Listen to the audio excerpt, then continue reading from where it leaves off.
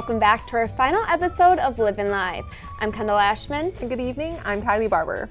So Kendall, we were supposed to have a show every 2 weeks for Livin Live, but throughout all of July, we've been so busy with vacations. Like, it is insane. So I'm so glad to be here. It's fine. I mean, it's August now, so we have our third and final episode, so I'm excited to be here. I know. We definitely wanted to get a couple more episodes in, but you know what? It was a busy summer, but very enjoyable. Definitely. A couple weeks ago, you know, I flew out to New York City to visit my roommate from college, and we went to the Empire State Building, and you know, we visited some different sites there. But and then I came home and I went to a country music festival, and I got to see Sam Hunt front row. I literally waited all day to see him, so yeah, I took that picture.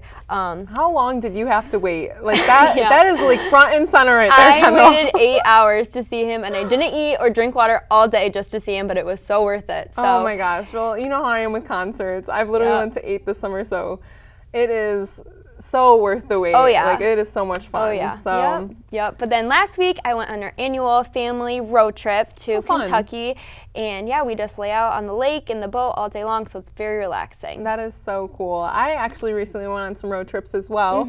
I went to Torch Lake, and I also went to Lake Michigan through Traverse City with 2 separate groups of friends, so that was a lot of fun. Yeah. That's actually a view of Lake Michigan that we found like on the road, and so that was so pretty to look at. And then I went on a road trip to Pittsburgh with my friend Danielle, and our friend Erin, she's actually a tour guide in Pittsburgh, so she showed us like all of the city, and this is a view from Mount Washington, which is like really close by, and it shows you the entire city of Pittsburgh from like a higher up, so it was so cool. Yeah, I've never been to Pittsburgh, so that's a trip I'll have to make sometime. Definitely, I definitely recommend it. All right, well, this past week I headed out to our very own city for a day trip to hang out with some people who see a future for Detroit. Once known as the most violent zip code in the U.S., is now being righteously served. For the past 6 years, a nonprofit organization called Remodel positively changes lives as well as neighborhoods here in Detroit. Well, this is the 5th day of Remodel's 6-day project here in Denby, and in this community we're working on 300 blocks of blight removal, 300 board ups of vacant houses, Skinner Park, which is an amazing transformation of an underused and under-resourced playfield. It's $1.4 million worth of mostly donated new things like basketball courts, a performance pavilion. Amazing stuff. We are just enamored at the community partnerships. We are really pushing, bringing these communities together one neighborhood at a time, and the volunteers, the hundreds of volunteers that we have here today are just, you know, bringing to fruition that vision of making this a safe place to live, work, and play. I like doing something different than my day job. That's one thing, but it's the people interaction, seeing what's going on in people's lives, and also helping out to do something that's bigger than yourself. Me and the team will pick a house. We'll try and just cut everything down, make sure it's clean, okay? We wait for the board up team to come and board up all the abandoned houses. And have you been having fun with this all? Yeah, for sure. It's been a lot of fun just hanging out with some of my friends. We've been made a lot of new friends, so it's definitely an interesting experience. I can't even imagine what's going through these individuals' minds as they come out to the city of Detroit to help us to keep this area safe. The kids going back and forth to school in the next couple of weeks will be able to traverse through a safer area. The grass is cut, houses are boarded up, and from a safety perspective, that makes us very excited, and it helps us to continue to rid the city of crime. So statistics show that when people care for their communities, crime and violence tend to decrease. So a big thank you for everyone who came out here today. For On TV, I'm Kendall Ashman. So it amazes me how many volunteers came out each day to Denby, Detroit. I spoke to the HR representative, and he told me that about 2,000 people came out each day to volunteer. Wow. Well, I know people from Lake Orion and Rochester Hills that go to Kensington Church. They were also down there, so it was awesome to see people from our local community coming down to help Detroit. Yeah, the impact is definitely overwhelming. I know 1 year Life Remodeled invested in Cody Rouge, Detroit, and homicides decreased 47%, sexual assaults decreased 21%, and assaults and burglary decreased 19%. The city is definitely coming a long way. When people care for their communities, we see an impact similar to the next story we're about to share with you. For the last couple years, a boys camp run through Oakview Middle School has given boys a chance to get closer with their classmates as well as impact the community in a positive way. This camp is known as Oakview Rangers. Well, the whole name is Oakview Rangers Leadership Camp for Boys. Our tenets are loyalty, connection, service, and strength. And then those four things, those four character traits, I guess, all lead us to or help us to be a success in life. It started in the 2008-2009 school year when a few teachers at Oakview, me included, felt like we were needing to find a way to serve the boys of our community a little bit differently. Oakview's situated in a part of Lake Orion Community Schools where there's a higher percentage of people that are of a lower socioeconomic status. But then it wasn't just meant to be about kids that are at risk in that way. We also wanted to be able to challenge kids that come from really privileged backgrounds and that have a lot of means to recognize that they're kind of all in it together. I think our biggest goals that we have for Oakview Rangers is really get our guys to really start communicating, not just outside the school, during the school day. Allow our group to really start to be recognized within the school to other kids that aren't necessarily in Oakview Rangers, and that we can kind of become an organization that other students and staff kind of recognize. Middle school boys, very specifically, need to have social and active learning opportunities to really be able to succeed in a school environment. So that's what Oakview Rangers is really about. Like, this whole week is all about interacting with one another and problem solving together. My favorite part about Oakview Rangers is seeing how the kids come in to how the kids leave. Like, you get a good mix, especially this year we had a pretty good mix of newcomers and experienced campers, and the way that a lot of the people come in, they're hesitant, they don't exactly know what to expect, and then by the second or third day they're fully engaged. They're actually learning a lot, which most people think when people come to camps like this, it's just for fun. But we have a lot of fun, that's for sure, but we also get a lot out of the experience. It's impacted me because usually I'm not a leader, and then when I come here I feel like my voice is heard, and it's just a good feeling. We added a fifth day for the camp. It was our Serve the Community Day. So we got on a bus and went back to Oakview and revamped the Oakview Memory Garden and did some other projects around the grounds of the school, but then also had some sites of elderly people in the Orion-Oxford community. We were at an elderly woman's house and we did some landscaping for her. We did some things that she wouldn't be able to do on her own. We cleared out her flower beds and laid down some mulch. The really cool thing and unique thing about what we've been able to pull off, I think, is being able to collaborate in small groups and talk about what we experience.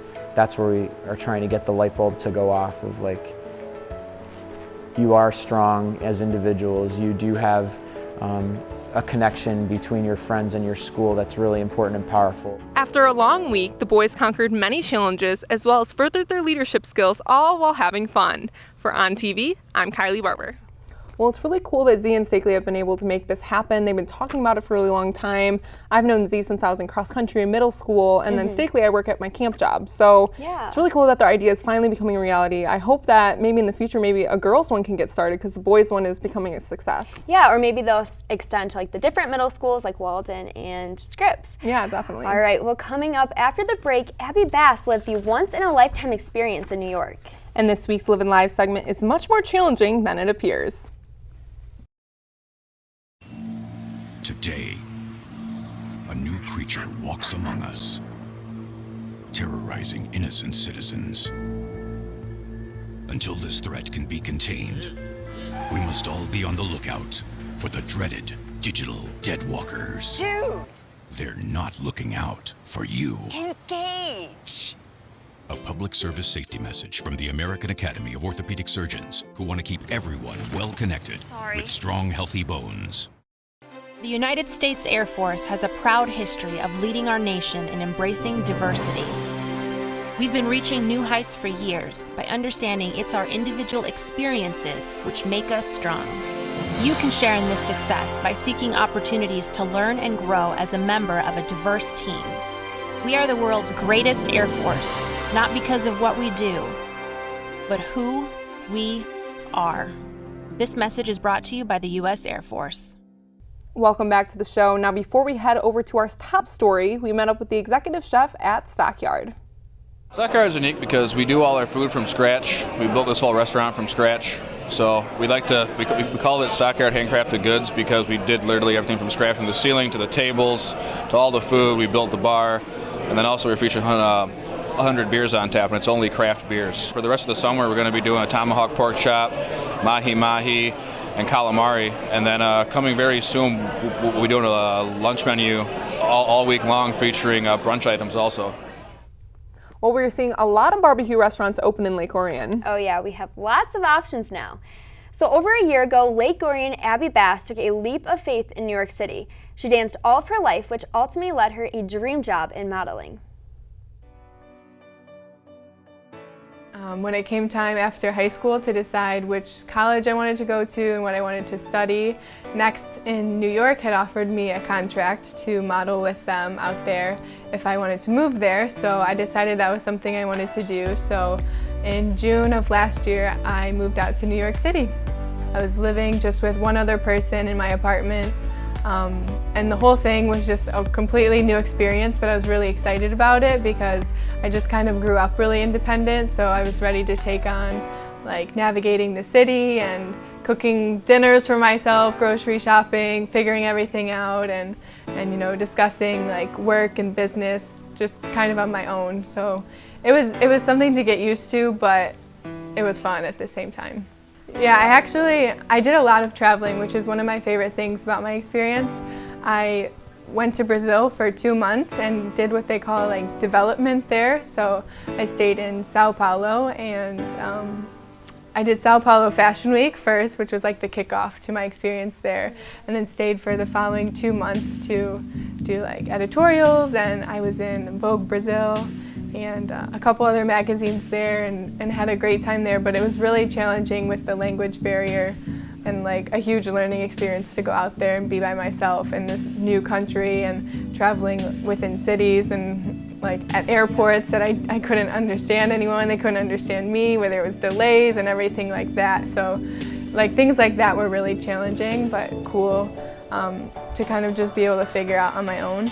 And then I did Fashion Week in New York first, and then I went to London, Milan, and then Paris. So there I was walking for designers like Celine and Dolce & Gabbana and Burberry, and just a bunch of like really high-end designers that I had never imagined like I would associate with my name and my experience. So just along the way it kept getting better and better. But when I was doing Fashion Week, I did a show exclusively with Hugo Boss, and Kylie Jenner sat front row at the show, and later found out I was on her Snapchat story, so that was cool. And then when I was in London, I met Paul McCartney backstage at Stella McCartney's fashion show. And in Paris, I met Kendall Jenner backstage because she was in the show, and then Kris Jenner was like sitting in the audience, so I saw her walk by. So lots of Kardashians and Jenners, but that's pretty much it. And Paul McCartney too, yeah. He's a legend, so that was cool. Going into it, I didn't really know what to expect, and I'm more of a realist, so I wasn't like, okay, in the first year I'm going to be on the cover of Vogue and walking runway shows all over the country, all over the world, but that's kind of what turned out happening. And so at the end of the day, I'm like just really thankful for how everything turned out. When we actually met up with Abby, she told us that she was inspired in New York to come home and to study PR, advertising, and environmental studies. Yes, a twist of all three. And right now she's creating a line with her friend called A New, which consists of vintage denim and accessories that are all environmentally friendly. We have her Instagram page up right now, and she's about to launch her website, so look out for that. And speaking of launching, I think it's time to launch into our Livin Live segment. Oh yes, this week's challenge definitely involves launching and some failure, so check it out. We're here at the Holly Jump Park. We're here at the Holly Jump Island. We're behind me. We're here at the... That whole family's staring at us. We're here at the Holly Jump Island. We're behind me. The obstacle course looks pretty challenging. We both brought our GoPros and we're ready to take on the action. Wish us luck. Wish us luck. Oh.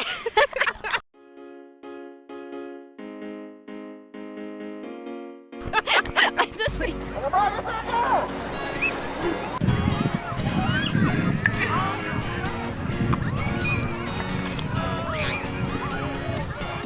Yeah. Pretty fun? This place is awesome. Awesome. You guys would totally come back? Yeah. You ready, Kendall? Kendall, are you ready? I'm not. Okay, Kylie. We can go?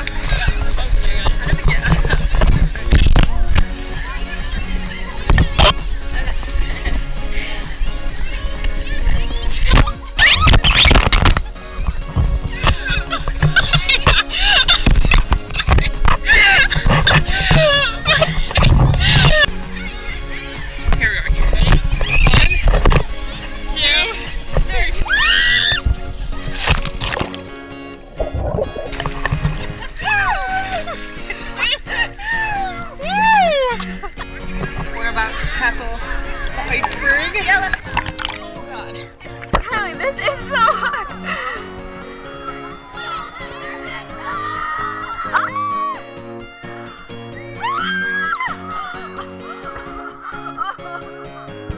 Oh my god, Kendall, this is so scary. Okay, are you ready? Alright, I'm going. 3, 2, 1.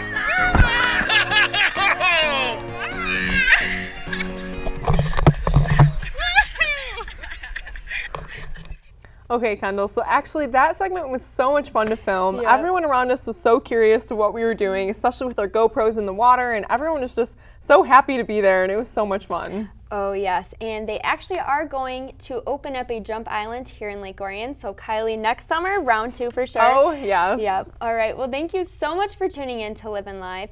We appreciate the support and all the views. We hope you enjoyed watching the show just as much as we enjoyed hosting it. For the last time, I'm Kylie Barber. And I'm Kendall Ashman, and you're watching Livin Live.